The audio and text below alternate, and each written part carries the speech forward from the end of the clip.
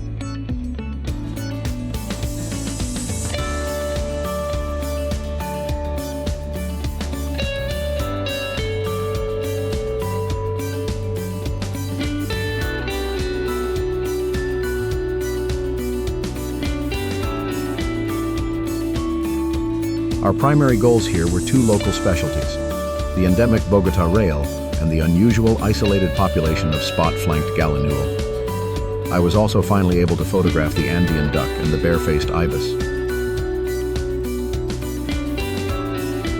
We paused for a late breakfast in El Vino, enjoying our first of many arepas while watching the feeders.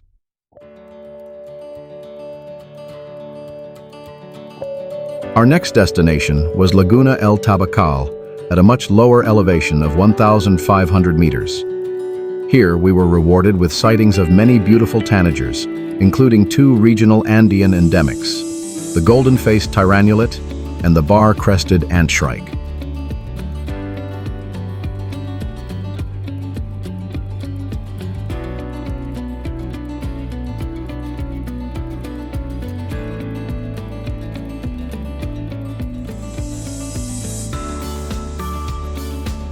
The day concluded perfectly at Jardín Encantado, a private home featuring dozens of feeders that attract a plethora of birds, such as the endemic indigo-capped hummingbird and the East Andes endemic gorgeted woodstar.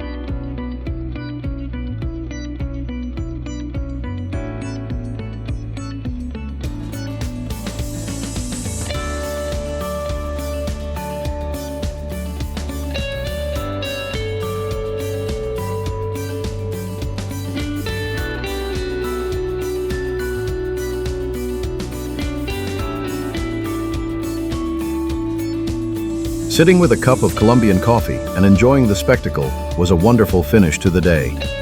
Given Bogota's notoriously terrible traffic, it can take 3 hours to cover just 20 kilometers. We stopped to eat and warm up at a large, popular roadside restaurant. This gave us our first taste of hearty, meat and potato-laden Colombian meals.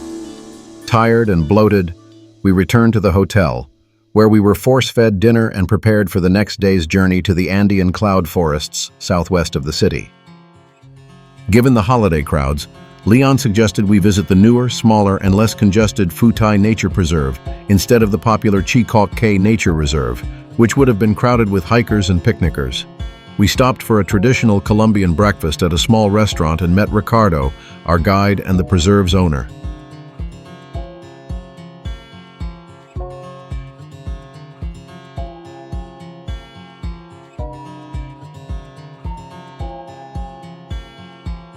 After a 30-minute uphill hike, complete with bird watching, we arrived at the preserve.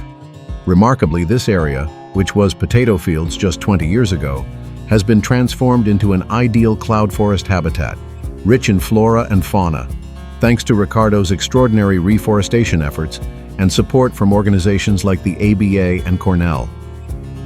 The preserve features several distinct areas, the largest being an open field with feeders perfect for observing cloud forest birds.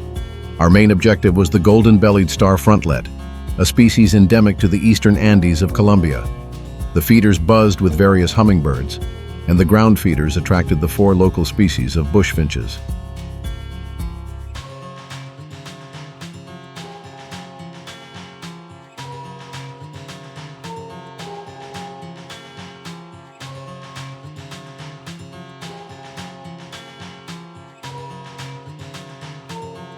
Birding in a cloud forest is challenging due to the constantly shifting weather. As we walked out to the mirador, mist and clouds rolled in, completely obscuring the view.